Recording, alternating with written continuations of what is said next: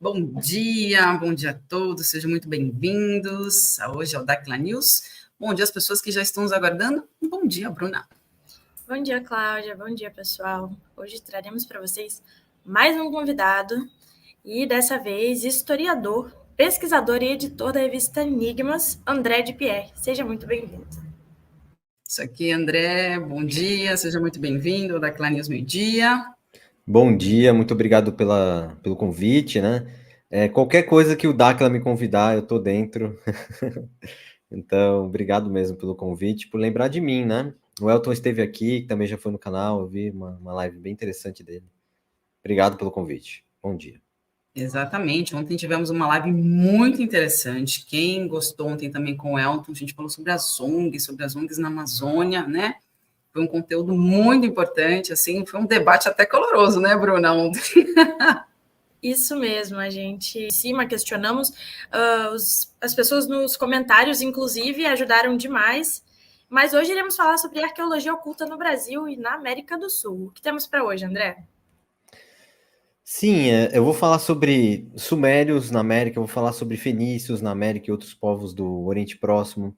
Eu vou falar sobre a minha pesquisa de Rondônia e também vou falar um pouco sobre a questão da Atlântida, da Ratanabá, né? O pessoal se pega muito em nome às vezes, mas eu penso que se trata da mesma coisa. Não importa o nome.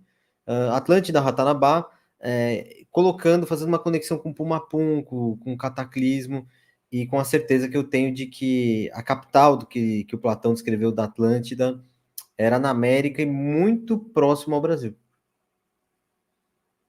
Exatamente, e também vai ter matéria sobre isso na revista desse mês. E, bom, André, a live é toda sua. Começa para a gente um resuminho aí, primeiramente, sobre os sumérios, né, que você vai trazer. Sim. Se puder colocar os slides na tela, por favor. Não são slides, né, gente? Eu trouxe fotos. Muita gente tem dúvida sobre se os sumérios tinham tecnologia para atravessar os oceanos. E eu venho trazer uma notícia para vocês que atravessar os oceanos faz parte da natureza humana, tá? Os resquícios mais antigos de travessias de humanos pelos oceanos já marcam mais de 100 mil anos, foram encontrados na Austrália.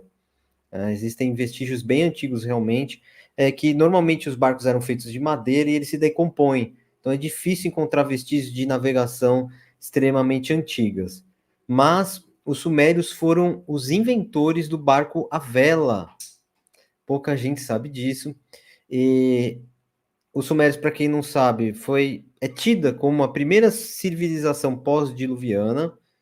O pessoal aqui do canal sabe, né, o que é, Cláudia, o que é antediluviano, pós-diluviano, já estão acostumados com esses termos? Fica à vontade, mas é bom sempre, tá. né, reforçar um pouquinho aí, tá É que bom? é o seguinte, eu vou dar uma reforçada então. Existia uma outra humanidade antes da humanidade que a gente está vivendo. Não existiu o período paleolítico, neolítico, mesolítico, homens das cavernas, essas coisas. Isso não existiu. O que existiu foi uma outra humanidade.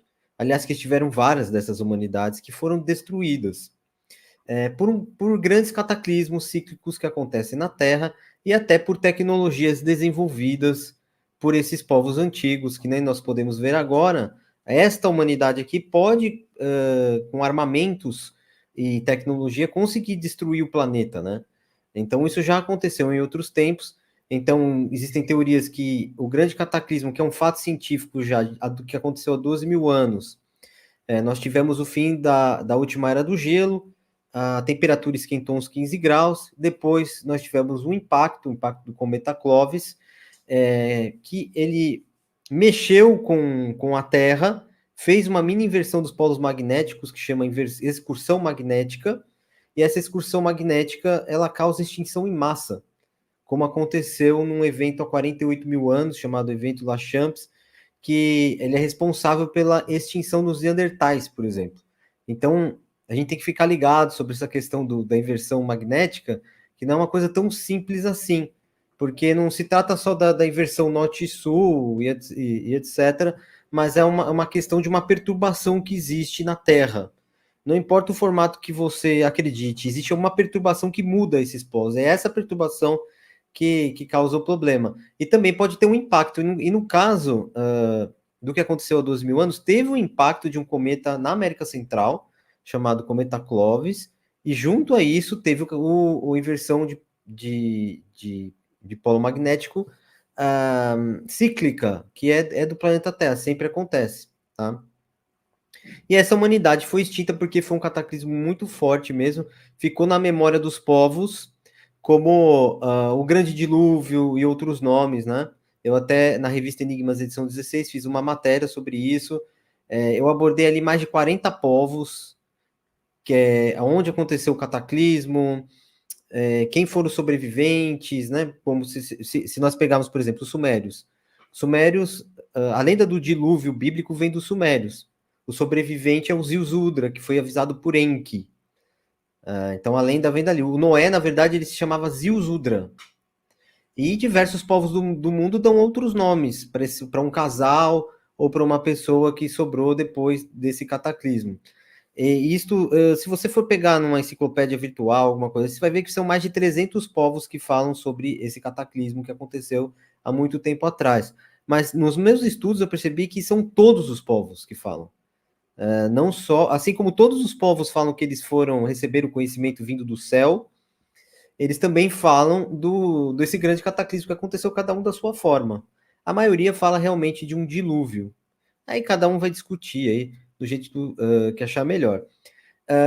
12 mil anos, passou 6 mil anos para se recuperar toda a humanidade, e a primeira civilização supostamente que surgiu foi a civilização suméria no sul do Iraque. E lá era a terra dos Anunnaki. Os Anunnaki andavam com as pessoas, eles moravam nos zigurates, que eram as construções piramidais, e realmente eles tinham tecnologia para atravessar os oceanos. O Zecharia Sitchin fala, um autor sobre os sumérios e sobre os Anunnaki, ele conta que os sumérios atravessaram os oceanos, aí atravessaram para a América, os Anunnaki vieram com naves. Eu sou contra essa ideia, porque não é necessário. Eles podem ter vindo em naves, alguma coisa assim, mas não é necessário, porque eles tinham a tecnologia de navegação. É comprovado cientificamente, por exemplo, que eles navegavam o Oceano Índico, eles saíam da Suméria, passavam pelo Golfo Pérsico, iam pelo Oceano Índico e chegavam até a Índia para comercializar a pedra preciosa mais importante dos sumérios, que era o lápis lazuli. Eles pegavam na Índia, que ela vinha de uma das únicas fontes da terra desse metal, né, dessa pedra, que vem do Afeganistão. Então, a pedra vinha do Afeganistão, eles atravessavam o oceano com esse barco à vela e pegavam na Índia, para você ver assim o quanto que eles navegavam. Mas os sumérios, eles não chegaram na América só através deles mesmos. Eles chegaram na América influenciando outros povos. Eles influenciaram depois que teve um grande êxodo da Suméria, que teve um cataclismo lá no Oriente Médio, mais ou menos aí no meio da Idade do Bronze, na Idade do Bronze Média, que é chamado, teve um grande cataclismo na Suméria. Muitos acreditam que pode ter sido uma guerra Anunnaki, etc., como o Zecharia Sitchin. Outros falam que foi um cometa ou um meteoro assim que aconteceu como o Tunguska no início do século XX ou no fim do século XIX, que um artefato que veio do céu explodiu antes de bater na Terra. E isso que causou a extinção de Sodoma e Gomorra, por exemplo. E aquilo fez com que a Suméria ficasse com o solo impraticável, né? E eles migraram dali. E quando eles migraram, começam a surgir as outras civilizações, como a Fenícia, algumas civilizações na Turquia, porque eles saíram dali como sacerdotes. E olha só que interessante. As 3 maiores religiões do mundo hoje em dia vêm de um sumério, chamado Abraão, que foi um desses sacerdotes que saiu da cidade de Ur para pregar no sul da Turquia, primeiro em Harã, depois no Egito e depois em Canaã, onde ele se estabeleceu. E a partir daí surge o islamismo, o judaísmo e o cristianismo, a partir de Abraão. Então nós temos as religiões abraâmicas, que tem mais de 4 bilhões de seguidores hoje em dia, elas vêm de um sumério chamado Abraão, que provavelmente o deus dele era um deus lua, um Nanassim. Né? Se ele morava em Ur, era o deus que morava em Ur era o Nanassim. Então, imagina a tecnologia que eles tinham então para navegar, para chegar até a América. É totalmente provável. E é por isso que quando nós chegamos aqui no Nordeste brasileiro, existe um deus que se chama Sumé. Porque, na verdade, essa palavra Sumé não é Tomé, não tem nada a ver. Nas minhas pesquisas, eu descobri que os jesuítas realmente são responsáveis por encobrir a história da América junto com os templários. Eles encobriram, eles acabaram, eles destruíram a história e eles começaram a recontar uma história nova.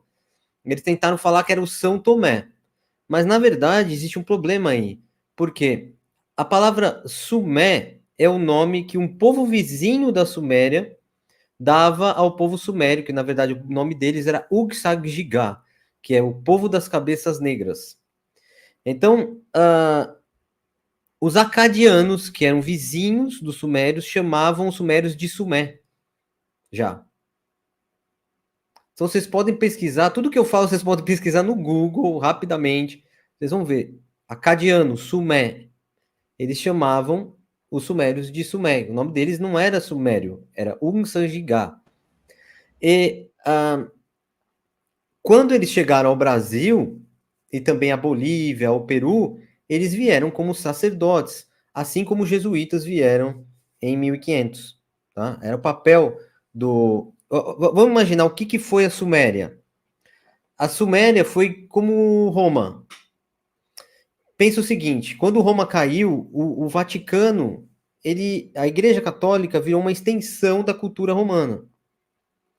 E eles, o que eles preservaram? A língua romana, que era o latim, e a religião principal do Estado, que era desde 300 depois de Cristo, que era o cristianismo. Aconteceu a mesma coisa na época da Suméria, porque isso tudo é dominado por uma elite, né? Eles que fazem essa agenda. Então, na Suméria aconteceu a mesma coisa. Descobriram os sumérios através da linguagem deles, e não por achados arqueológicos. Eles descobriram primeiro que em uma biblioteca na Assíria, que fica no norte do Iraque, chama Biblioteca de Assurbanipal, em Nínive, eles encontraram textos de sacerdotes assírios, não sumérios, que estavam escrevendo em acadiano, e estavam escrevendo, que era a língua semita, e estavam escrevendo numa língua estranha. Eles estavam preservando uma língua estranha. E, com o tempo, eles descobriram que aquele idioma era o sumério. E, descobrindo que o idioma era o sumério, eles descobriram a localização das cidades, que apontavam onde eram as cidades desse povo tão antigo.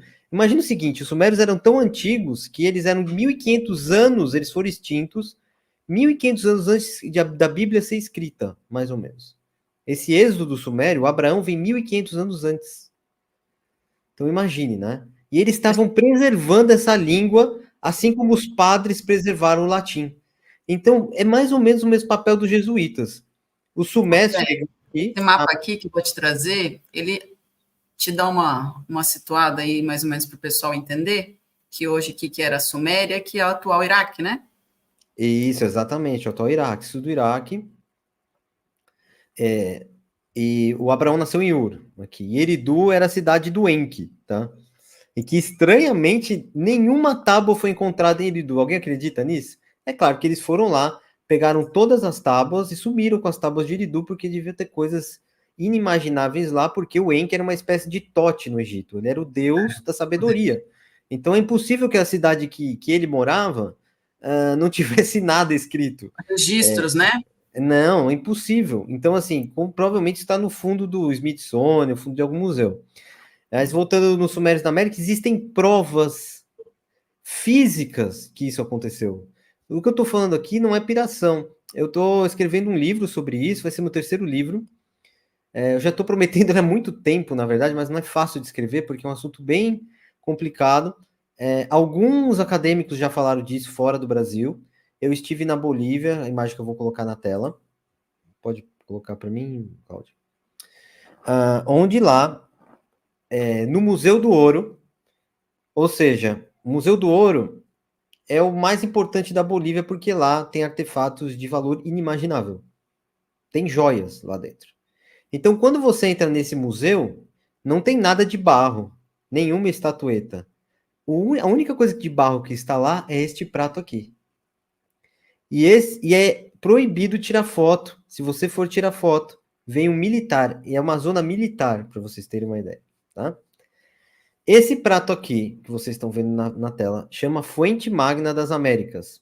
Ele foi encontrado num bairro onde hoje é a cidade de El Alto. Ela é um distrito, uma cidade que é conurbada com La Paz.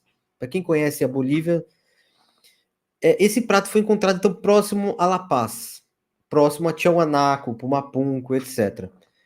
E o que vocês estão vendo aí na tela é que dentro desse prato tem inscrições em cuneiforme, típicas da Mesopotâmia. E isso foi encontrado em 1950 e ficou perdido por um tempo na Bolívia porque quem encontrou não sabia do que se tratava. Então isso ficou nos porões de museu boliviano até que em 2002 um grupo de arqueólogos bolivianos trouxe à tona novamente esse prato. O problema é que entrevistaram na época um caseiro que morava no sítio onde esse prato foi encontrado. Ele disse que tinham milhares desses pratos. E eles foram chamados de Plato del Chancho, que é o prato do porco, né? O Plato del Chancho por quê? Porque eles usavam esses pratos aqui, lá no interior da Bolívia, para dar comida aos porcos. Esses pratos de valor inimaginável. E só sobrou esse, tá? E ele é gigante, então ele assim, é insofismável isso aqui, é uma prova, um fato irrefutável da presença dos sumérios na América. Irrefutável. Porque ninguém conseguiria levar no bolso, porque alguém já falou assim, foi alguém que trouxe de barco da Mesopotâmia isso. Não, mas tem inscrições também dos incas, tem inscrições de povos pré-incaicos aqui dentro desse prato. Então, ninguém trouxe no bolso isso, porque o prato é grande. E largou. Oi, Bruna. Pelo visto, os fazendeiros eles não sabiam do valor cultural, né, desse artefato, porque, tanto como você disse, eles colocavam alimento para os porcos comer. Isso me lembrou um pouco sobre a expedição que foi feita lá na Amazônia dos crânios alongados, aos quais, na verdade, os fazendeiros eles até sabiam que teria alguma significância aqueles achados, não sabiam o real valor, mas, para não ter problema com o governo, eles acabavam aterrando. Sim, sim, eu já ouvi muito essa história em campo, viu, Bruna? Foi bom você lembrar. Eles não querem ter problema com o governo, por isso que eles entram em contato comigo, com o DAC, lá falam, tem um lugar aqui e ali, porque eles não confiam no IFAM, no governo. Realmente, o governo toma a terra deles, estão tomando terra por nada, né? Imagina se encontrarem algum artefato arqueológico importante. E outra coisa, eles roubam, né, os artefatos e somem com eles. Nesse caso aqui foi uma sorte, porque o arqueólogo que encontrou, Bruna, ele não soube na hora do que se tratava. Para vocês terem uma ideia de que, assim, falsificação é impossível, porque quem sabia escrita cuneiforme na Bolívia em 1950? E se sabia, por que não tentou vender o artefato e fazer alguma coisa com ele? Por que colocou no fundo de um museu? Ninguém comercializou, ninguém fez nada com esse artefato. Foi um grupo de arqueólogos que foi explorar o que tinha no fundo dos museus e deu de cara com isto aqui na tela, que vocês vão ver no próximo slide, é assustador. Olha o que nós temos aqui, né? Isso aqui é um croquis da Fuente Magna. Nós temos primeiro aqui, ó, inscrições em cuneiforme. Gente, faz o seguinte, você que não sabe o que é escrita cuneiforme, só coloca na tela no Google aí, cuneiforme. Você não vai titubear nem por um momento que isso aqui é escrita cuneiforme. É cuneiforme, só pode ter vindo da Mesopotâmia. Mas o que é pior, gente, o que torna isso aqui mais incrível é o que tem aqui embaixo. Ó. Isso aqui, sabe o que é, gente? Inscrição proto-hebraica. Tá? Não é nem hebraico. É um proto-hebraico. Você vai encontrar inscrições aqui na Península do Sinai. dos primeiros hebreus desse tipo. Olha a antiguidade da peça. Então, esse proto-hebraico é referente aos primeiros hebreus, é isso? Isso, exatamente. Porque nós aqui, ó, somos baseados na arqueologia da 3D, né? Isso aí a gente ainda não sabia. Então. Olha só, é muito importante que vocês lembrem sempre. Quem é o primeiro hebreu que está escrito na Bíblia? É Abraão. Vai lá, em Gênesis vai estar escrito assim, Abraão, vírgula, o hebreu. Ele é o primeiro hebreu. Então, essa escrita aqui, ela vai ser desenvolvida pelos hebreus a partir do protofenício, da região de Ugarite. Agora aqui, desse lado, gente, nós temos uma inscrição de outra era, de outros tempos, que é uma mistura de cuneiforme com várias outras coisas. Parece aquelas rupestres das cavernas, né? Ali parece que são animais, né? Quem virar ao contrário, assim. Então, na verdade, não, Cláudia. O que tem em cavernas, o que a gente chama, são de inscrições rupestres ou pinturas rupestres. Aquilo são desenhos, como quando a gente vai no banheiro, tem um homenzinho, banheiro masculino, mulherzinha, banheiro feminino. Então, isso aqui é uma escrita. É a diferença que o pessoal não entende do que está aqui atrás. Ó. O que está aqui atrás não é petróglifo, não é inscrição rupestre, sem sentido. Isso aqui é uma escrita. No Brasil. A Pedra do Ingá é uma escrita. É isso que o pessoal não sabe diferenciar. Não é um desenho de homens das cavernas, desenho só. Por exemplo, se você pegar ali no início, tanto da escrita cuneiforme, quanto principalmente da egípcia, eles vão pegar pássaros, animais, etc., que vai significar uma palavra. Tá? Pesquisem isso que vocês vão encontrar também. Mas aqui nós temos uma inscrição, provavelmente de Atlântida, de outra era. Aqui nós temos, pelo que eu pude observar, no Museu de Arqueologia de La Paz, esse tipo de inscrição aqui é típica de um povo que existiu ali na Bolívia de antes de Cristo. Então isso detona qualquer ideia de que isso daí tenha vindo de outro lugar. E aqui nós temos uma divindade com 4 dedos, né? Ah, não, 5 dedos. Não, 4 dedos, ó. 4 dedos. Aqui não é um dedo atrás, ó. São 4 dedos, tá vendo? Nós temos uma divindade. Então, é assim, por isso que os... duas cobras, né? Circulando aqui, e ó. 2 cobras protegendo, né? Uma espécie de proteção ao vaso. Seria uma alusão ao Ouroboros ou não? Sim, parece que sim. Pode ser. Tem a ver com sabedoria, principalmente tem a ver com seres que vêm de outros lugares, no fim das contas. Dragões, cobras, né, seres alados, serpentes aladas, etc. Sempre estão ligados a esses seres. Tá? Não sempre porque são reptilianos, alguma coisa assim, não. É porque tá ligado a eles, e é difícil de explicar até numa live aqui. Porque o tema é até eu mostrar essa prova que é refutável sobre a presença dos sumérios na América. E assim, na Bolívia nunca ninguém conseguiu refutar. Tem 2 só acadêmicos que falaram sobre isso, que foi um acadêmico, eu tenho até o livro dele aqui, um americano, e um italiano. Ninguém quer falar sobre isso, mas a Bolívia dá um valor inestimável a essa peça. Dá uma olhada aqui. E olha só, lembra que tem esse termo na peça aqui, ó? Isso aqui eu tirei da peça mesmo, da fonte magna, né? Isso aqui significa Anu, ou céu, em sumério. Para quem quiser pesquisar, coloca assim, ó, cuneiforme Anu, no Google, que vocês vão ver. Inclusive, eu consegui identificar de que período essa escrita por causa desse cuneiforme aqui. Essa escrita é do período Old Babylonian. É da época da transição do Abraão. É da época que um povo vindo da Síria tomou a Suméria e fez com que a Babilônia fosse a maior cidade. A Babilônia era só um bairro de Ur. De repente, era um distrito de Ur. De repente, ela se tornou a maior cidade por causa desse povo que esteve lá. É claro que tudo trazido pelos Anunnaki sempre, né? Ô André, o croquete que você mostrou é de um artefato que ele realmente existe, só que não pode tirar foto, é isso? E aí foi feito um desenho dele? Exatamente, é desse artefato mesmo que eu estou mostrando na tela. Exatamente, é do vaso, tá? Sim, entendi. Tá. Agora vamos em frente. Aqui tem a inscrição proto-hebraica, né, que eu falei. Isso daí é o que estava lá no desenho, né? Que é o que Isso, é o estava. que estava no desenho, no croquis, isso. Ah, Agora vamos lá. Esse aqui, do lado da Fonte Magna, tem uma estátua que foi encontrada próxima a Pumapunco, numa pirâmide. Tem várias pirâmides, não é só a pirâmide de Alcapana, lá em Tiahuanaco. Numa pirâmide, próxima a Pumapunco e Tiahuanaco, chama Monólito de Pocotia. O nome da cidade é uma cidadezinha chamada Pocotia. E lá encontraram uma pirâmide e dentro esse artefato aqui. Só que o problema desse artefato é que ele também tem inscrições hebraicas, proto-hebraicas, na perna.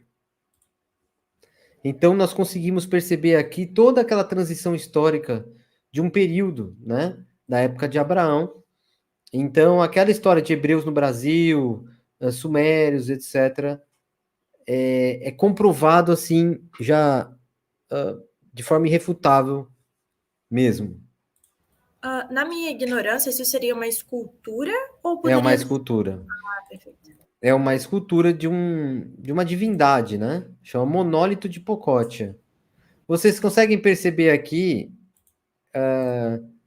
coisas parecidas com o rosto da Pedra da Gávea, por exemplo, o desgaste do rosto, que a gente vê, né? O chapéuzinho. Mas isso é matéria, não vai dar tempo hoje. não, teremos muitas lives para você falar muita coisa. Hoje é Que só. Hoje realmente tem muita pesquisa, Cláudia. não, É eu muito imagino. extensa a minha pesquisa, é muito extensa mesmo. Pergunta: você falou proto-hebraico. Seria mais hebraico ou seria o aramaico? Não, o aramaico ele é posterior, né? Então, o proto-hebraico é o seguinte, ele é anterior ao hebraico. Tá. Que nem o proto-fenício, né? Que era a escrita de Ugarit. Que encontraram uma pedra no Brasil, olha só. Encontraram uma pedra no Brasil, que eu até esqueci de colocar aqui no desenho, dentro de um sambaqui, com inscrições ugaríticas, e um padre, nos anos 70, disse que era falso. Mas como assim, gente? Por que alguém ia falsificar uma pedra e colocar dentro de um sambaqui para alguém encontrar e falar, nossa, tem inscrições ugaríticas? Quem que no Brasil sabe o que é ugarítico? Exatamente. Ninguém. E ninguém tá ganhando dinheiro com isso, ninguém tá ganhando fama. Por que seria falso? Então é um absurdo a forma que eles tratam as coisas no Brasil. É de uma forma totalmente absurda. Eu vou só abrir um parênteses aqui. Eu vou fazer uma pergunta que eu falei, a gente tem que perguntar aqui, até porque, além de Dáquila, o Pierre também é pesquisador e tal. E eu vou te perguntar, Pierre, aqui no Brasil, a pesquisa, ela é cerceada, ela é censurada, de certa forma, aos pesquisadores que queiram, né, desbravar a história do Brasil? Sim. Não é assim, quando a gente fala de censura, a gente tem que sempre ter o governo como autor, né? Então, assim, não tem uma censura governamental para falar disso, mas a imprensa simplesmente, a academia, fingem que a gente não existe. Isso é uma espécie de censura velada, né? Então, eles fingem que a gente não existe. E quando eles aparecem lá no meu Instagram é para xingar. Eles nunca usaram de nenhum tipo de argumento comigo. Eles já foram me xingar lá no Instagram, mas inclusive em grupo, tá? Assim, um amiguinho fala pro outro e tal, arqueólogo, vai lá me xingar. Então, esses são os profissionais da arqueologia brasileira. De vez de tentar refutar isso que eu tô falando, gente, eles nem sabem disso que eu tô falando. Sabe, é de uma ignorância que, assim, é ignorância mesmo. Quando a pessoa começa a xingar, é porque é ignorância. Eles não sabem disso que eu tô falando. Eles nem imaginam. Por que a USP nunca mandou uma equipe pesquisar com arqueólogos bolivianos essas coisas? Por quê? Porque eu acho que eles nem sabem que isso existem. Eles estão, na verdade, focados em ideologia política. Se você pegar aquele arqueólogo da USP que criticou o Ratanabá, você pega um vídeo dele de 2 horas pedindo voto pro Lula. De arqueologia ele não fala nada. O negócio dele é ideologia política. O Eduardo Neves. Tem um vídeo dele aqui, é inacreditável. Ele não fala nada de arqueologia. Ele é o responsável por museu lá da USP. Ele é o arqueólogo mais conhecido do Brasil. Ele é presidente da Associação de Arqueólogos e o que ele sabe falar é de política. Isso é triste para a pesquisa brasileira, né? Então, a gente fica à mercê de pessoas que não estão comprometidas com a causa. Não, eles não então, gostam do assunto. Então, isso que eu ia falar. Hoje, a gente tem que pensar que a arqueologia ela é para um todo para o Brasil, né? E não uma questão de partidos ideológicos. A mesma coisa que eu falei ontem sobre a Amazônia e sobre cuidar da Amazônia. Não existe... A Amazônia não tem partido. A Amazônia é do Brasil. Independente de partido. E a arqueologia do Brasil, ela é uma herança do Brasil. Ela também não tinha que ter partido, nem ideologia política em relação a isso. Né? Ela tinha que ser para um todo. Mas vamos continuar ainda. Não, eles deveriam estar apaixonados pelo assunto que eu sou apaixonado. Eu sou apaixonado por isso. Eu dediquei minha vida a isso. Eles não dedicam a vida a isso. Eu gostaria de fazer uma pontuação. Então, aqui, de acordo com tudo que foi debatido, dá para ver que esse acervo de conhecimento que você obtém não foi pela faculdade ou pelo ensino escolar, foi mais pela pesquisa em campo, né? Pesquisa em campo e pesquisa autodidata, gente. Teve até um arqueólogo que é conhecido de vocês, que me escreveu uma vez no Instagram, que eu fiquei bem emocionado, na verdade, que ele assinou a revista Enigmas, e ele ficou impressionado e queria ter que estudar tudo de novo. Porque na academia, porque assim, tudo que a gente publica na revista Enigmas é referenciado. Tem bibliografia extensa. Inclusive para meus alunos, eu passo uma biblioteca e tal, que tem esses acessos. Então, assim, tem muita referência. Eles não conhecem. Eles não sabem que essas coisas existem. Os alunos, né? Agora, o pessoal da elite está escondendo mesmo. Porque quem fala... vamos falar sobre universidade? Quando você senta para fazer uma universidade, qual que é a primeira coisa que te falam? Você tem que consultar fontes confiáveis. Não é isso? O que é uma fonte confiável? É o que eles dizem para você que é. O que eu ensino para os meus alunos? Não existe fonte confiável. O que existe é a fonte que você vai lá, pesquisa e vê se está certa ou não. Ou seja, pode ter um livro acadêmico que só fala merda, só tem porcaria e não tem nenhuma verdade ali. E vai ter um site o fundo azul calcinha na internet de 1998, que vai estar cheio de verdades ali e você vai aprender pra caramba. Então, fonte confiável não existe. Eles estão fazendo com que os alunos fiquem preguiçosos. Você que é aluno, que está na universidade, não fique preguiçoso. Seja autodidata, vá atrás do conhecimento. Isso que eu estou mostrando aqui na tela, não é... Você encontra facilmente aí na internet, tá? Tudo que eu estou falando. Inclusive isso que eu vou falar agora aqui também, que é um barco de junco, tá? Que foi construído por um arqueólogo experimental famosíssimo, que é uma espécie de herói da arqueologia, chamado Thor Heyerdahl, um norueguês, que fez vários experimentos no mundo, fazendo navegações com barcos antigos e atravessando os oceanos para comprovar teses. Olha, por que eu trouxe essa história? Que ela é muito interessante mesmo. Ele fez um barco para comprovar que os egípcios tinham estado na América. E ele fez um barco de junco, que era o tipo do barco egípcio. É um barco de junco. É uma espécie de vegetal que nasce em lago, tá? Eles fizeram um barco de junco e se colocaram a navegar, só que o barco afundou. Daí eles ficaram sabendo, olha isso aqui, que tinha um povo, para quem já foi para Peru e Bolívia sabe disso, um povo da Bolívia que se chama Uru, porque o nome de correto é Uru, tá? Uru. O povo Uru, sabe o que eles fazem? Barco de junco, até hoje. Eles são os responsáveis pelas travessias do Lago Titicaca. Eles fazem os barcos de junco, os barcos de junco são uma inversão suméria que foi para o Egito e foi parar na Bolívia, sabe lá Deus quando. E os índios Uru, né, desenvolveram os barcos de junco na Bolívia. Então o Thor, o que ele fez? Ele foi conversar com esses indígenas bolivianos e daí ele fez a expedição Ra-2 com as modificações sugeridas pelos indígenas. O barco atravessou o oceano. E ele veio parar na América com um barquinho de junco desse aqui. Não era nem um barco à vela de madeira, era um barco de junco. Então, para vocês verem que essa travessia ela não é tão difícil, é só saber fazer o barco. E o povo tem o nome da cidade de Abraão. Vamos lá. E olha só. A Cláudia ou a Bruna é catarinense ou nenhuma das duas? Não, meu pai que é catarinense. Que Tá. Eu ouvi alguém falar. Tá. E em Santa Catarina, um dos lugares que você encontra mais coisas no Brasil, né? Arqueológicas. Principalmente desses contatos que a gente chama de contatos transoceânicos. Na cidade de Urubici foi encontrado esse artefato aqui, ó. O que nós vemos nesse artefato? Um homem barbado, né, com a barba bem pontiaguda. O que nós sabemos que os indígenas, os nativos, não tinham essa barba.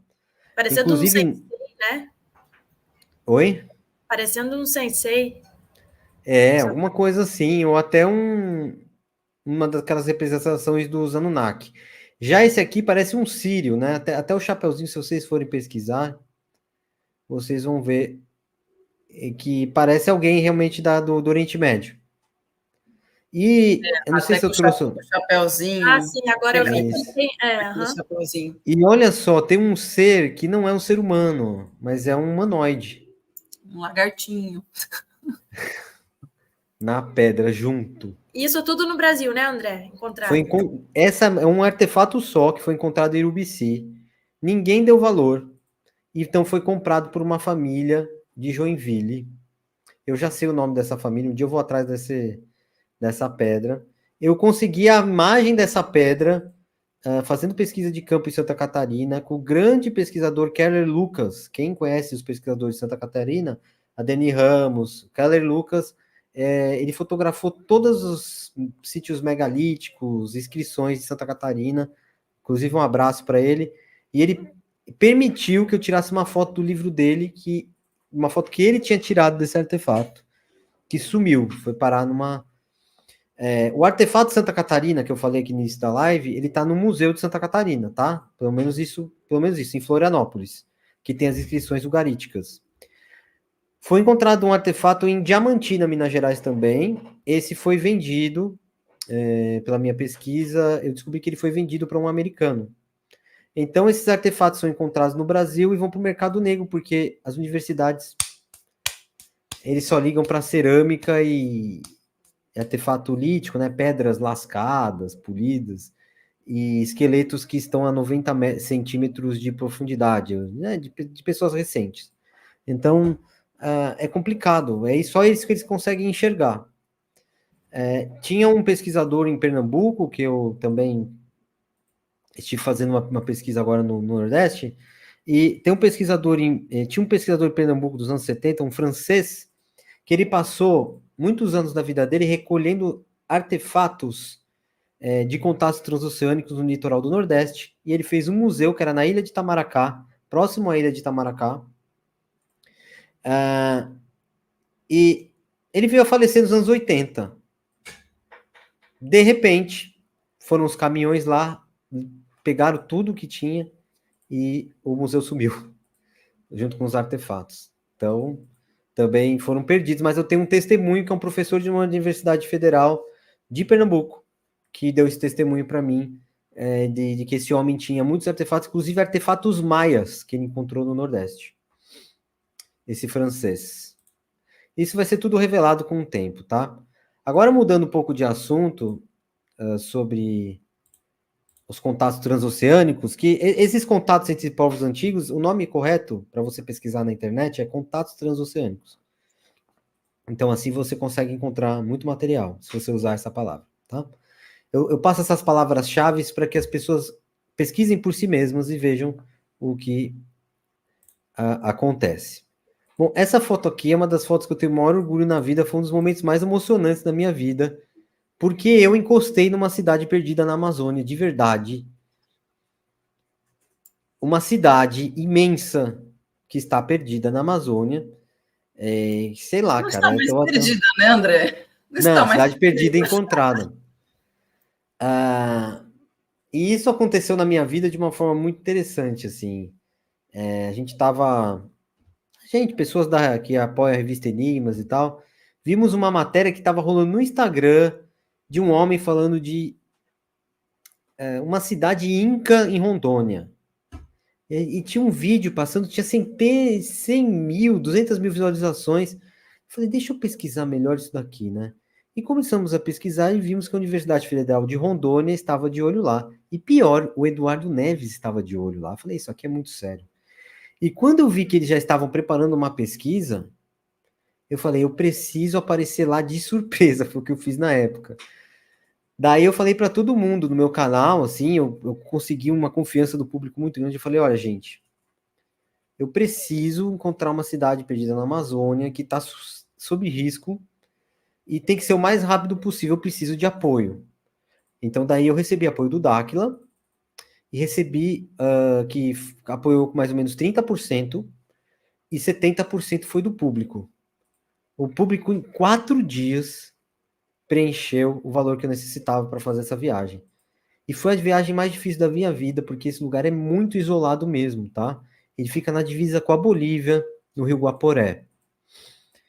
Ao lado do conhecido Forte Príncipe da Beira, porque o Urandir divulgou. Né? O Urandir foi o primeiro a ir lá no Forte Príncipe da Beira, fazer uma pesquisa de verdade mesmo, né? Na época eles chamavam Projeto Portal, mas eles não fizeram uma pesquisa profunda sobre isso aqui. Eu não sei se o pessoal na época não falou para eles, porque eles se chamam de quilombolas, mas eles são indígenas. Os indígenas ali, eles são assim um pouco desconfiados, então ali no início eu fiz um meio campo com uma guia turística da cidade, com o pessoal da prefeitura, falei que ia divulgar a cidade, fiz isso, cumpri a promessa. E bom, eu cheguei na cidade e pude comprovar que existe uma cidade perdida na Amazônia, tá na revista Enigmas, edição 31, para quem quiser ver a live completa, e tem assim umas 10 lives no meu canal sobre esse assunto aqui. E um vídeo importantíssimo que chama A Farsa do Forte Príncipe da Beira Revelada, que está ligado a essa cidade perdida aqui. Tá? Então vamos lá. Isso que vocês estão vendo é um portal, só que está soterrado. Não sei se vocês conseguem perceber que só se fosse uma cidade de um hobbit, isso aqui esta parte seria uma janela. Não. A cidade está lá embaixo. Gente, tem uma cidade soterrada aqui. O próprio arqueólogo escorregou. O próprio arqueólogo que se negou a dar entrevista para mim. O responsável pelo setor de arqueologia da Universidade Federal de Rondônia se negou a dar entrevista para a revista Enigmas. Se negou. Mas ele deu entrevista para esse canal aí do Instagram. E ele falou do tamanho de uma cidade, gente, que vocês não têm noção. Ele escorregou dentro da cidade. Milhares e milhares de metros quadrados. Ela pega... É muito grande. E o tipo de pedra, gente... Quem me acompanha sabe que eu me especializei em método construtivo para fazer pesquisa. Eu faço pesquisa baseada no método construtivo da construção. Dá um zoom para a gente, Pierre, tá. Bem pertinho das pedras. O método construtivo dessas pedras aqui são a gente só encontra em Rondônia, Acre, na Serra da Muralha e na Bolívia, onde encontraram aquela pirâmide, não sei se vocês estão lembrados. Os arqueólogos alemães encontraram a primeira pirâmide, né, da Amazônia, na Bolívia. Né? Exatamente, com o LiDAR. Eles esconderam o nome do negócio. O negócio faz parte desse conjunto aqui. E tem, gente, uma cidade, inclusive eu já falei para o Urandir, o pessoal do Dáquila, eu não tenho condições de fazer uma pesquisa LiDAR aqui, que é... Gente, vocês não têm noção do valor de uma pesquisa de um LiDAR aqui. É um investimento pesado, né? Eu já falei pro pessoal do Dáquila, eu falei, olha, o Eduardo, uma coisa nós temos que dar o braço a torcer. O Eduardo tem um projeto chamado Amazônia Revelada, e eu fui muito bem atendido, e eles me responderam para a matéria da revista Enigmas, edição 31. Todas as questões que eu mandei. Então, vamos ser justos. Mas eu falei para o pessoal da Dáquila, se vocês não forem lá, o projeto Amazônia Revelada vai tirar uma foto disso. E eles vão realmente fazer um estardalhaço mundial, porque isso aqui provavelmente é uma cidade que foi chamada pelos incas de Paititi. O Seraf Matrix colocou aqui, acho que é lá que tem umas valas de pedras que tem quilômetros. Valas de pedras... Não tô lembrado, mas é assim, gente, tá tudo soterrado. Eu vou mostrar uns muros aqui. É uma cidade soterrada mesmo, bem soterrada. Primeiramente, ó, esse método construtivo aqui eu nunca tinha visto na vida e não tem em nenhum lugar do mundo, gente. Com a pedra desse jeito que tá aqui, ok? Só encontra em 3 lugares. Essa daqui é a minha foto de Rondônia. Essa daqui é num lugar perto do Lamos del Mojo, onde encontraram as pirâmides da Bolívia. E essa aqui é a da Serra da Muralha. Então, é uma civilização que existiu naquela área isolada da Bolívia, que é um pântano, e aqui, Rondônia, Acre, talvez pegasse um pouco do Pará, ou quem sabe a Terra Tanabá, até ali, a Piacás, tudo faz parte de uma coisa só. Mas assim, diferente de Ratanabá, ali em Apiacás, que como é uma cidade que está num lugar de muito difícil acesso, e ela é muito antiga mesmo, muito, muito, muito antiga, e o desgaste deve ser imenso, fica mais difícil comprovar, né, para a academia que aquilo ali era uma cidade. Você pode até ver que o LiDAR, ele deu umas evidências de cortes por pessoas, mas ele não conseguiu fotografar realmente uma cidade. Aqui não. Aqui, se você tirar uma foto, gente, com LiDAR, vai ser a cidade inteira. Já. O engraçado é que eles não precisaram nem de cimento para unir essas pedras, né? Não tem argamassa. Olha só, olha que método estranho. E o que vocês podem perceber aqui, gente, é que as pedras são extremamente antigas. Olha o desgaste. Eu nunca vi um desgaste tão grande numa construção. E ela está em pé. Parece que são porosas, né? A gente tem uma estão bem porosas. A gente tem uma ideia de datação disso? Bom, segundo os arqueólogos da USP, tudo não tem mais de 2.000 anos, né? Sempre o Eduardo fala isso. Para mim, isso não é antediluviano, tá? Não é antes do cataclismo, onde teve a extinção da megafauna e tal. Não, isso daí, para mim, é o Paititi. Eu acho que dessa vez o Eduardo pode estar certo, de 2 a 5.000 anos, alguma coisa assim, tá? Mas é uma civilização enorme. Enorme mesmo. Ou, gente, é antediluviano e sem dúvida, porque assim, eu não vou fazer datação a priori, eu não gosto de fazer antes, de fazer pesquisa, de coletar lá, não gosto de fazer isso. Mas assim, se for um resquício de Atlântida, essa parte de cima pode ser mais moderna, mas o que tem lá embaixo, que eu vou mostrar para vocês, eu não sei se eu trouxe uma foto. Aqui, ó. Aqui você está vendo, esses muros, eles se estendem por muito tempo pela floresta. Mas a cidade está aqui embaixo. Mas eu não trouxe a foto. Tá, não trouxe. Não tem problema, gente, na próxima live você vai trazer. Se der assim, 1 minuto eu trago uma foto. Dá tempo? Lógico, não, tem então, ainda. Tá. Temos porque é muito importante essa foto. O Elton falou aqui, ó, enviei 2 fotos inéditas para você. Para mim, então a gente vai trazer umas fotos inéditas aí do Elton, que ele acabou de trazer aqui para a gente, ao vivo aqui, em primeira mão. Uau! Aqui, André. Ó, 1 minutinho, gente. Botei um comentário aqui na tela falando assim, ó, na Irlanda, Escócia, Reino Unido, eles fazem muros de pedras parecidos, mas são baixos. Não. Desculpa, assim, gente, toda vez, o Mavi Prade está sempre no canal. Pessoal, é tudo muito parecido, as construções de pedra são muito parecidas. tem detalhes que são muito técnicos. São poucas pessoas que conseguem reconhecer. Vai por mim, não é igual não é igual. Nem o mesmo material, nem a mesma pedra, nem o mesmo tipo de construção. Nós encontramos construções iguais na Europa do Forte Príncipe da Beira. Olha... nós temos o Daniel Timmer, ele colocou assim, se o André de Pierre, com seu conhecimento e dedicação, fosse arqueólogo europeu ou dos Estados Unidos, divulgando a agenda do GO, seria famoso na história, premiado e renomado. Não, e por isso que, na verdade, enquanto o Pierre arruma as fotos... pelo menos convidado para fazer uma palestra dessa, né? Vamos falar da importância da arqueologia no Brasil. A gente está trazendo aqui, principalmente Dáquila, que, né, tem uma ação bem grande na questão de pesquisa no país, e o Pierre também faz esse trabalho, e a gente está mostrando para vocês, gente, quem gosta de arqueologia, vá atrás disso, estude, se dedique, porque o Brasil está necessitando de pessoas que tenham com compromisso o país, né? A descoberta arqueológica do país. Então, a gente precisa de pessoas compromissadas, não ideologicamente políticas para estar fazendo isso. Então, isso é muito importante. Olha, eu gosto disso, então estude arqueologia, vá atrás disso, seja um arqueólogo do Brasil, tenha esse compromisso com a soberania do Brasil. Então, isso é muito importante da gente estar incentivando as pessoas a estudarem.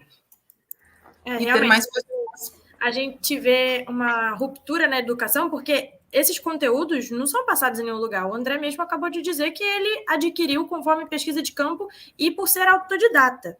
Então, assim, qual que é a importância de sabermos da nossa história? É porque nós vamos ver que os que nos governam atualmente, eles sabem disso tudo e, por isso, de certa forma, vamos colocar assim, nem sei se poderia falar isso, nos escravizam, entende? Pode, então, deve. Na verdade, nos deixam limitados até certo limite da história, né? Então, a gente fica limitado e a gente quer saber mais. Opa, o que tem além dos 5.125 anos, né? O que veio antes? Né? Dos 5.000 anos, veio Gênesis, aí veio os dinossauros e acabou o mundo, né? Então, parece que a história ficou limitada ali, né? Não veio os dinossauros, veio Gênesis. Então, não, gente, acho que tem mais coisa. Olha, eu vou trazer as duas figuras aqui do Elton, que ele mandou colocar. Agora eu não sei. Eu também já mandei a imagem, tá? Tá, eu não sei o que são, mas se o Elton quiser vir... o Elton está explicando aí nos comentários? Não, esse aqui foi um comentário antes dele, que ele disse que existem mais de 32 cidades e estruturas espalhadas pela Amazônia, principalmente região de Rondônia. Já pode subir a sua, ou Pierre? Pode, por favor. É só uma foto desse aqui. É para vocês verem, é muito importante essa foto, porque os muros que eu fotografei, eu estou em cima do muro, aqui eu estou a 6 metros de altura, tá vendo? Olha, agora que bom, gente, estica a tela aí, abre o full tela aí para ver, porque eu tive que abrir a tela toda aqui para ver. Aqui, ó. Aqui está o meu amigo lá embaixo, o morador local. Cacilda, não estou conseguindo. Aqui. Eu estou a 6 metros de altitude aqui, ok? Eu estou em cima da muralha, soterrada. Tem essa vala aqui no meio e tem as muralhas dos dois lados. E os dois lados têm 6 metros de altura. Tá tudo soterrado. Essa é a prova de que tá tudo soterrado também. Então, assim, esse é o topo. Está soterrado ali embaixo e mais 6 metros para cima. Para vocês verem o tamanho da cidade. Fazendo essas descobertas, essas expedições, e quanto mais população buscar conhecimento sobre isso, eles vão ver e vão acabar com essa síndrome de vira-lata, de que tudo lá fora é uau, é inacreditável, e aqui no Brasil, que tem muito mais do que lá fora, não é nada, sabe? Não é valorizado. Então, justamente essas entrevistas que nós fazemos, e esse conteúdo que trazemos aqui no Dáquila News, Dáquila Pesquisas, na própria revista Enigma, é para alertar as pessoas, principalmente os brasileiros, sobre a riqueza que o Brasil possui. Pô, perfeito. Eu diria isso no meu canal, viu, Bruno? Eu falo sempre isso no meu canal, na verdade, de que lá fora, com qualquer pedrinha, eles fazem turismo. Aqui no Brasil, não. Qualquer coisa que a gente encontra é pareidolia, é montanha, é morro. Deixa de fazer turismo até. Mas vamos voltar para as fotos lá que eu compartilhei. Então, esses muros, eles chegam ali a 6 metros de altura. mas tá tudo soterrado aqui para baixo. Isso daqui, gente, é mais parecido realmente com uma construção que a gente encontra na Sardenha, que são os nurags, né? Quem quiser estudar também os nurags da Sardenha, vão ver o quanto que é parecido. Eles dizem que isso aqui era um forte militar antes do Forte Príncipe da Beira. Então assistam o documentário que eu fiz no meu canal, a farsa do Forte Príncipe da Beira Revelada, para vocês entenderem melhor essa imagem. Isso aqui não tem nada a ver com nada moderno. Isso aqui não é um método construtivo colonial, nada. Isso aqui é antigo, muito, muito antigo. Olha, eu diria que nem é do Brasil este método. Eu vou concordar com você, porque recentemente agora eu fui aqui no Forte da Barra, na Fortaleza da Barra, que fica entre a cidade de Santos, né? E fica no Guarujá, e é um forte. E nesse forte tem um muro de pedras enorme que se chama Cortina Estendida, e são pedras exatamente iguais a essas, e eles falaram que é, né, do descobrimento, né, que foi agora no século XVIII para XIX. Assim, sinceramente, eu olhando aquilo ali, não conseguiria enxergar que aquilo ali era daquele tempo ali, que era muito lamentável. Não, são os escravos que montaram, né, pessoal? É muito mais antigo. E que os soldados na época utilizavam esses muros para apoio dos canhões e tal. Eu tirei muitas fotos, né? Até coloquei até no Instagram, tirei muitas fotos falando, não, isso aqui não faz sentido ser do descobrimento. Até porque era o litoral, então só tinha índio, então, mas os índios não faziam um muro de pedra, então não faz sentido nenhum, entendeu? Então, assim, são coisas que realmente...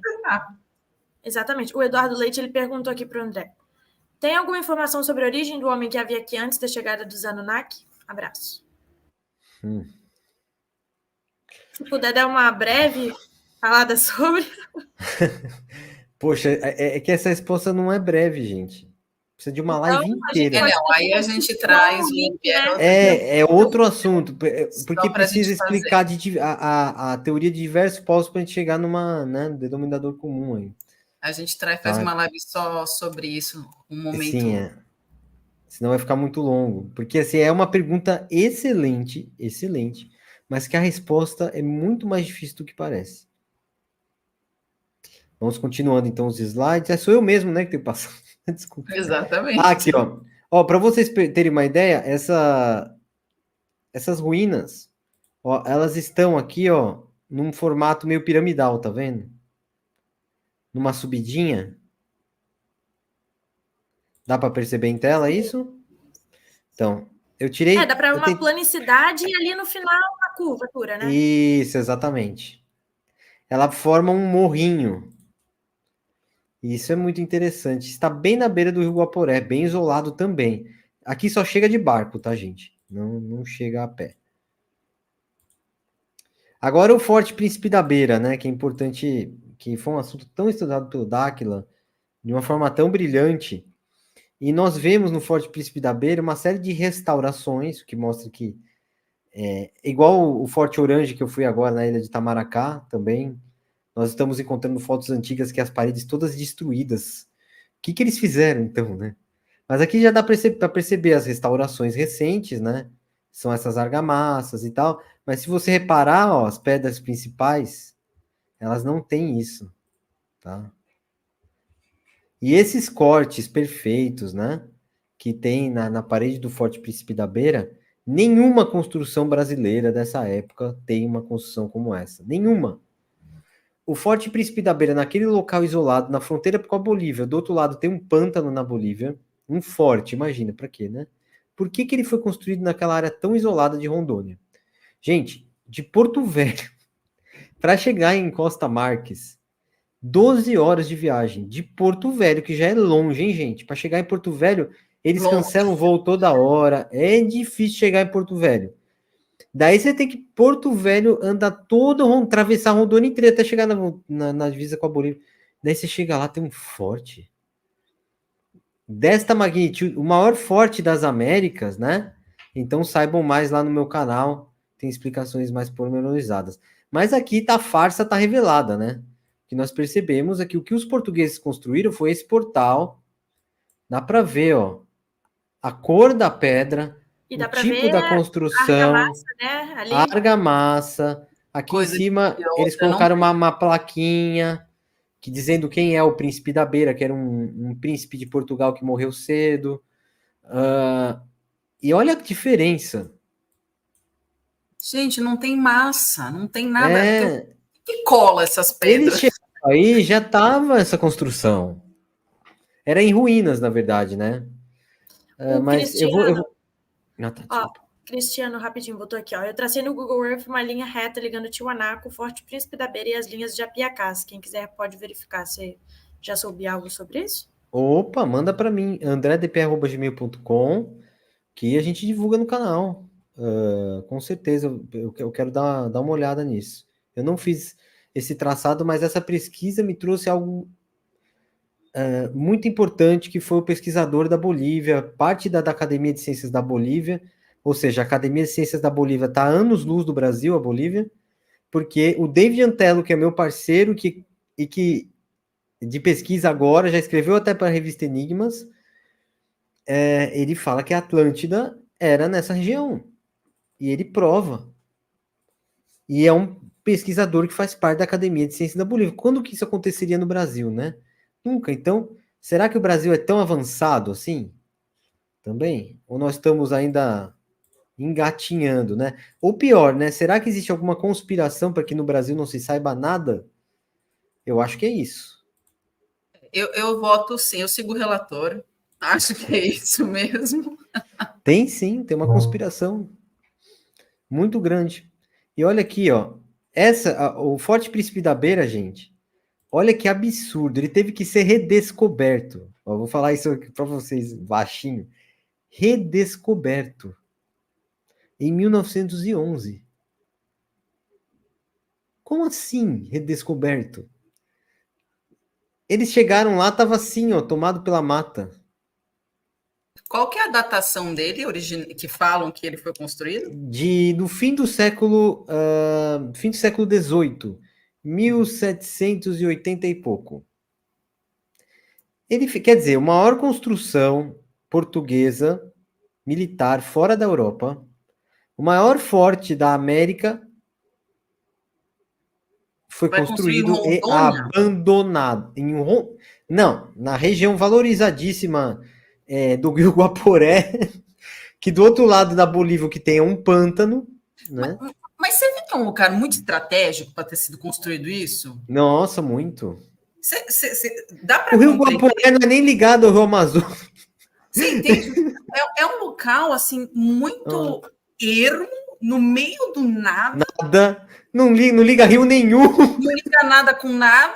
Por que vai ter um forte ali no meio, né? Então é muito estranho. Porque, na verdade, foi o seguinte: segundo. Vocês acreditam em canalizações, mediunidade, né? Nas pesquisas arqueológicas, muita gente desconhece, mas é utilizado médium, tá? Fora do Brasil, sem preconceito. Inclusive, os médiums são utilizados na Scotland Yard, na CIA, no FBI, para localizar pessoas desaparecidas. Para quem não sabe, acha um absurdo. E na arqueologia, para tentar entender, para ver se aquela pessoa que tem aquela sensitividade, ela consegue trazer alguma evidência, certo? Bom, uma médium entrou em contato comigo, que foi contratada por um grupo, que eu não vou citar quem são as pessoas, mas um grupo da elite mundial, para fazer uma pesquisa mediúnica no local. E ela viu que realmente aquele local tinha uma pirâmide em ruínas, muito parecida com essas pirâmides maias e tal. Tá? Então eu acredito que essas pedras vieram, né? Porque não tem de onde ter. Gente, outra coisa, vocês não perguntaram das pedras, né? De onde vieram aquelas pedras? Gente, ela 10 meses do ano chove o dia inteiro. Como que eles ficaram construindo o dia inteiro aquela coisa enorme debaixo da chuva?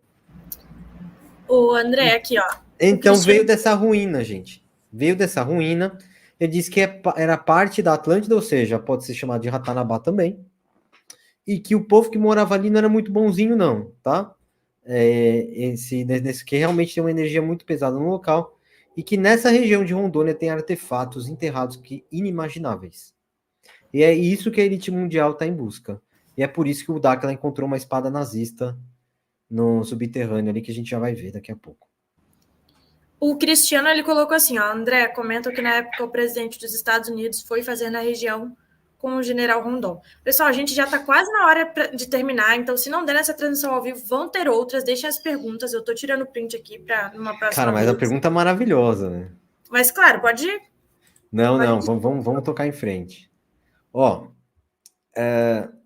lembra, Bruna, Cláudia, que o Gevaer e outros aí lideraram uma campanha para dizer, e principalmente arqueólogos, historiadores, que era mentira os túneis do Forte Príncipe da Beira? Eu fui lá verificar pessoalmente. Gosto disso. Eu gosto de gente que duvida e vai. Isso é maravilhoso, gente. Ah, porque me disseram, tá, mas você foi lá ver? Ah, não, mas porque é uma referência. Tudo bem, a referência foi lá ver? Ah, não, também referenciou da outra referência. Não, aí não faz sentido para mim. Inclusive, adoro pessoas que vão. O Adeilton colocou assim, ó, o André é ótimo, ele é muito científico nas pesquisas. É isso que precisa mesmo. Obrigado, gente. Obrigado pelos elogios. Mas o que eu tenho para falar aqui é que foi uma difamação injustificada. Porque era para ser uma grande descoberta. Nós temos redes de túneis no Brasil inteiro, inclusive no Nordeste, ali.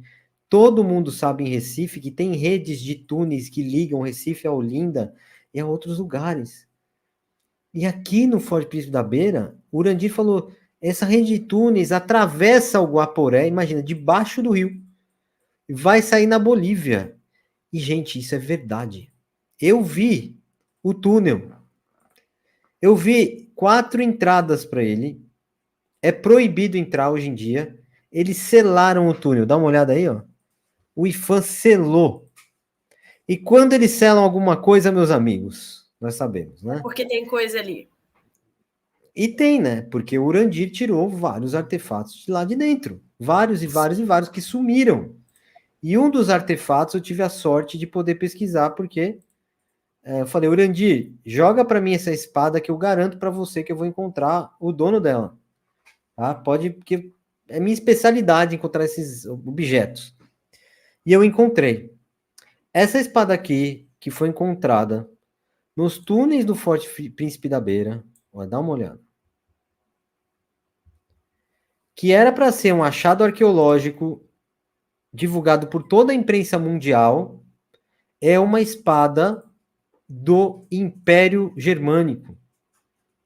E depois do Império Alemão, que depois do Primeiro Reich, Segundo Reich, depois do Terceiro Reich. Eles vão utilizar até o período nazista. Isso significa, gente, que o Dáquila encontrou um artefato dentro do túnel deixado por um nazista. Como que ninguém se interessa por isso? Nenhum arqueólogo, nenhum historiador. Porque, assim, não tem historiografia, não tem nada escrito por aí de que os nazistas estiveram no Forte Príncipe da Beira, gente. Como assim? E entraram nos túneis e deixaram uma espada? Não só uma espada, provavelmente deveriam ter outros artefatos. Outros artefatos. O que os nazistas foram fazer no Forte Príncipe da Beira? Será que é a mesma coisa que os portugueses? Exatamente, num lugar totalmente isolado, num lugar que não faz ligação com nada, não tem rio perto. Não... E aí, gente? Isso é isso que a gente chega no... É extraordinário. No ponto isso deveria estar na capa do jornal. Na capa, exatamente. Da Folha de São Paulo. Lá. Vamos lá. Né? Na capa, explicando... Espada nazista encontrada... por pesquisadores brasileiros. Era isso que era para estar exposto no país. Mas a gente vê que é um jogo que, assim, ou é porque não foram os pesquisadores do governo que acharam, e aí é um problema de ego, e um problema de publicidade para dar aos pesquisadores autônomos que conseguem fazer isso, né? Ou porque não querem que achem. aí tem o cerceamento, vão esconder, aí vão lacrar o túnel. Por que estão lacrando o túnel? Não era uma coisa para se pesquisar? É isso que a gente fica impressionado com a arqueologia no Brasil, ou seja, ela não existe, não existe no Brasil, né? A arqueologia no Brasil não existe. Então é uma vergonha, né, gente? Isso eu fico assim, envergonhado. Eu acho que é a última foto, tá, gente? Não, não é.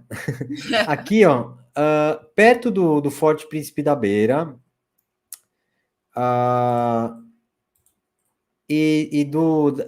daquelas ruínas de pedra, estão essas inscrições aqui, e nós conseguimos decifrar. Foi aí que o David Antella entrou na pesquisa. Isso aqui, na verdade, não são inscrições. Não é um tipo de escrita. Isso aqui são cidades, é um mapa. Isso aqui, por exemplo, são rios. Não são animais. Que representam mapas. De rios e representam. Eu vou mostrar por quê. Vocês vão identificar na hora. Fazendo essa pesquisa teórica, o que eu descobri, gente? Que existe um povo na Bolívia, existia, chamado Mojo. Eu aposto que 99% que não assiste o meu canal nunca ouviu falar desses indígenas. Indígenas Mojos. E, gente, eles simplesmente são a herança da Atlântida. Só isso. Porque eles construíram a casa deles assim, ó. Como a Atlântida de Platão. Alguém já viu imagens da Atlântida de Platão? É assim que eram as não viram? Então vamos... Procurem. Se você achar no Google aí, Cláudia, coloca lá Atlântida. Não, sim. São como se fossem ilhas. Tem alguns autores também que descreviam a Atlântida, olha só, em um território muito grande, com essas pequenas construções redondas dentro e os mares no Atlântico, né? No Atlântico em volta. Né? Então, mas essa aí é a principal construção que representa a Atlântida. Exatamente, olha só. Então, essas construções dos Mojos, e olha só, o que nós vemos é exatamente isso, ó, são cidades, tá vendo? Do estilo deles. Aqui tem até cidades conectadas, ó, tá vendo? Que tem um mapa de alguma coisa aqui.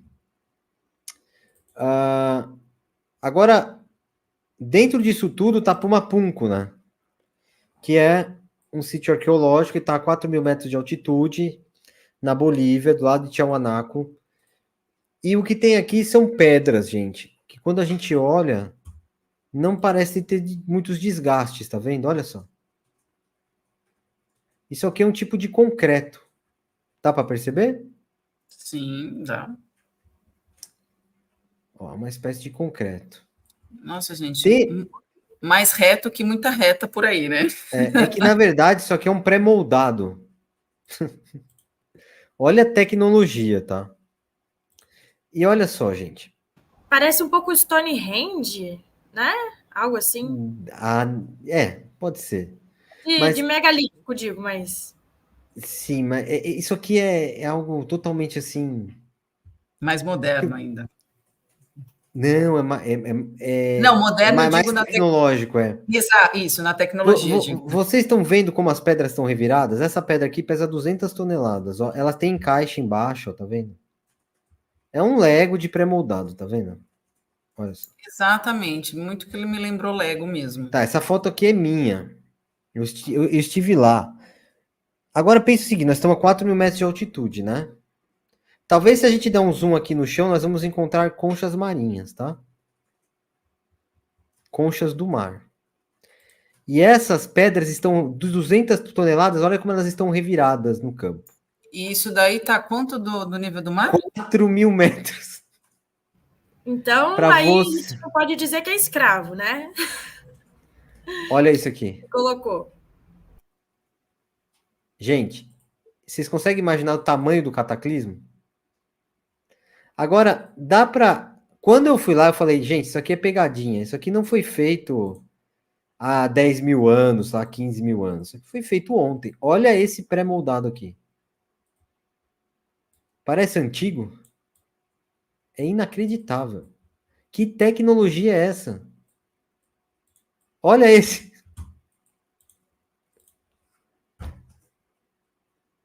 Não tem desgaste, não tem nem musgo, nada. Né? Isso é engraçado, né? Não tem nem musgo, não tem nenhum fungo, lodo, algo que, né? Então, André, oi.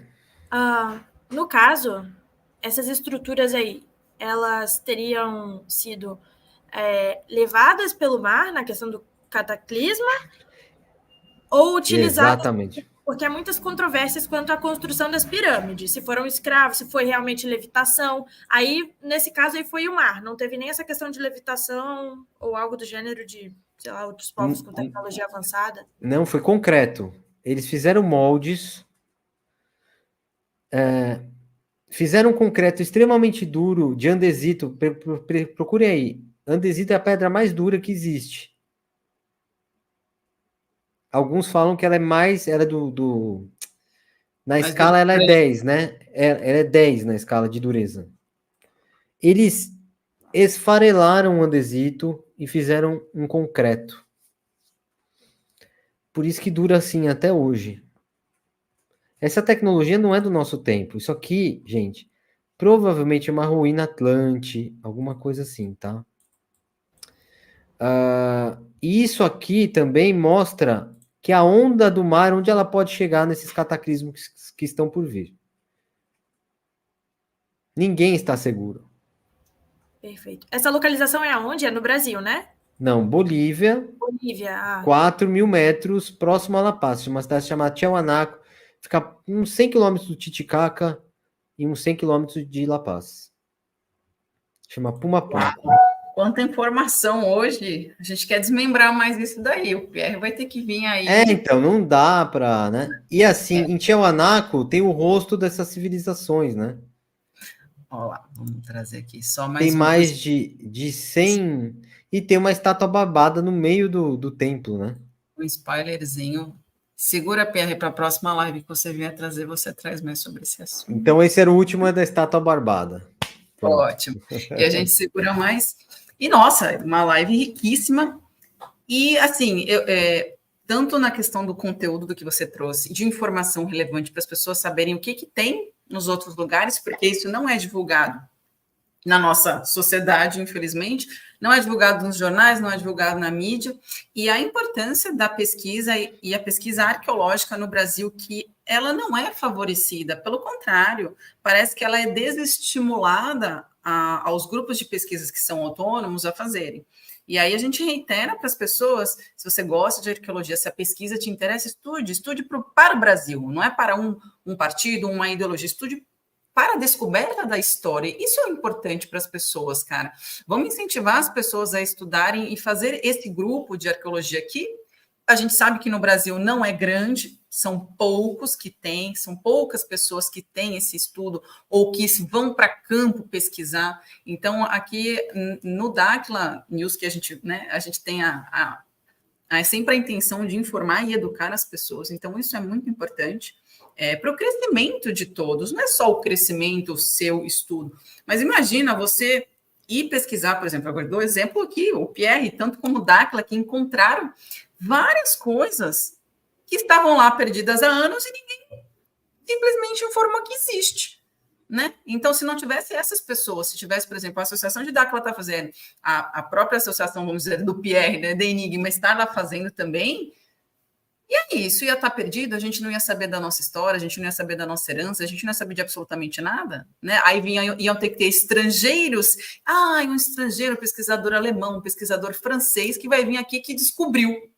Não, gente, a gente tem a nossa herança, a gente precisa de nós brasileiros, para estar descobrindo isso.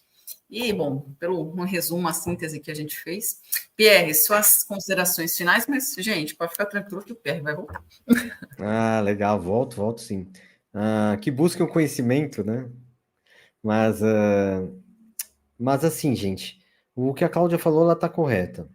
Inclusive, a própria institucionalização do IFAM é uma forma de tentar cortar qualquer iniciativa privada de arqueologia. Isso é o que é grave no Brasil. No Brasil, tudo tem que ser público, até arqueologia, né? E fora do Brasil não é assim não, viu? Se o cara, você vê que tem até uma série, né, no History Channel lá, que os caras vão na Oak Island, é tudo financiamento. Eles vão lá, eles pagam, eles colocam. Aqui no Brasil, precisa ser de alguma universidade pública. Então, eles estão querendo até isso ficar na mão do governo. Então, futuramente, eles vão fazer o máximo para podar a gente, proibir que a gente faça as coisas, né? Mas nós não estamos nessa era. Nós estamos na era da revelação, eles não vão conseguir impedir. Não tem como. Já são muitas pessoas despertas já. Se eu não conseguir, outro consegue, outro consegue, outro consegue, outro consegue. É isso. Eles não vão conseguir. Exatamente. Isso daí é um efeito dominó, na verdade, né? Então, a gente vai puxando cada um, vai orientando cada um, olha, não deixar isso morrer. Então, isso eu acho que dificilmente vai morrer, porque vai ter sempre um que despertou para isso e vai querer ir atrás disso. Bruna, também suas considerações finais que a gente precisa finalizar. Claro, agradecer primeiro ao convidado, obrigada pelo convite, é o primeiro de muitos. Agradecer a todos que estavam aqui nos comentários hoje. Nossa, atingimos um público muito grande, muito bom. Temos aqui a Estela falando parabéns por suas pesquisas, André de Pierre, obrigado por compartilhar todos esses conhecimentos conosco, a Paula Novelino, gente, quanta informação maravilhosa. Parabéns pelos estudos, pesquisas e pelas notícias diárias enriquecedoras. Tivemos também a presença da arqueóloga, né, de Dáquila Pesquisas, Natália Reik, incrível essa live, amando demais o militar Elton Marques, arqueologia disruptiva, sair do escritório e ir a campo. A trilheira Ana Ruth, exploradora também lá do Paraná. Boa tarde, pessoal, visitei Pumapunco, realmente é incrível, difícil de entender quem e como foi feito. Vamos falar e desmistificar isso em outras lives, hein, André? E a Lídia falando Dáquila Futuro, Revista Enigmas também está aí para contribuir. Então é isso, pessoal, aguardamos vocês segunda-feira, às 12 horas, horário de Brasília, com muito mais conteúdo.